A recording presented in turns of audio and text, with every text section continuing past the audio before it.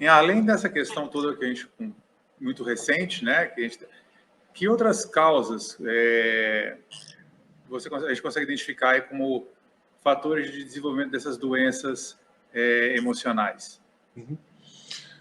Eu costumo pensar, para quem gosta de assistir documentários de acidentes aéreos, né, a gente observa muitas colocações feitas pelos especialistas nessa área, de que um acidente aéreo nunca é causado por uma única variável.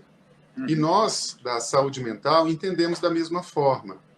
As doenças mentais, né, o adoecimento mental, ele é multifacetado e multicausado.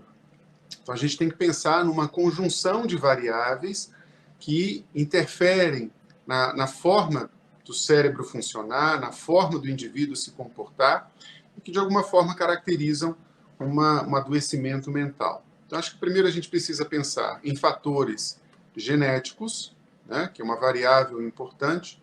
Nós, da psicologia, consideramos como variáveis filogenéticas, que é exatamente o conjunto de variáveis que constitui o indivíduo do ponto de vista biológico. A gente precisa pensar sobre variáveis ligadas à própria história de vida do indivíduo, ou seja, as circunstâncias que fizeram parte da construção desse indivíduo e, obviamente, as circunstâncias atuais nas quais ele está inserido. E, por último, algumas variáveis de cunho cultural, né? Chamamos de variáveis culturais. A combinação dessas variáveis, elas atuam de uma forma, ou essa combinação atua de uma forma a favorecer alguns padrões de funcionamento, vamos colocar desta maneira. Então, por exemplo, temos que considerar, do ponto de vista genético, que todos nós apresentamos, alguns em maior ou menor grau, probabilidade de sermos responsivos de modo ansioso ou depressivo, vamos colocar assim. Por exemplo, a ansiedade, ela é uma característica típica da vida, ela tem a sua importância. Ela implica numa condição que oferece ao indivíduo probabilidade de sobrevivência. Ou seja, indivíduos com certo grau de ansiedade podem ser mais adaptáveis ao contexto e, por consequência, garantir a sua sobrevivência. Então, a ansiedade de todo não é ruim, né? Do ponto de vista genético, nós temos essa responsividade. O problema é quando ela perde a noção de equilíbrio e varia muito para cima ou muito para baixo. O indivíduo que não tem um certo grau de ansiedade ou de mobilização é o indivíduo apático. Então, esse primeiro conjunto de variável aí, acho que é importante pensar.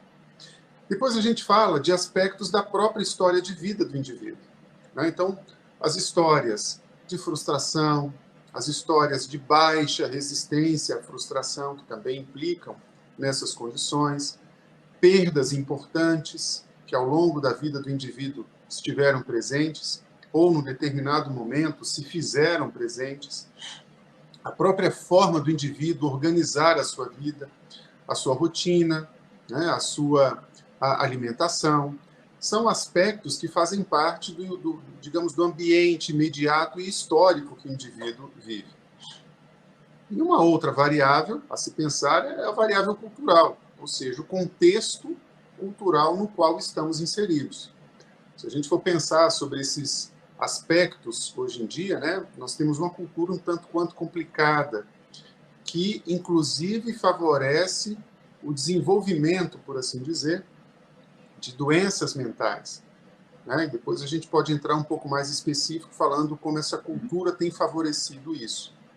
Então, para pensar em doença mental, a gente tem que pensar numa conjunção de variáveis, né, e como elas atuam, do ponto de vista neurobiológico e comportamental, e com isso a gente passa a entender um pouco melhor o que viria a ser esse adoecimento mental.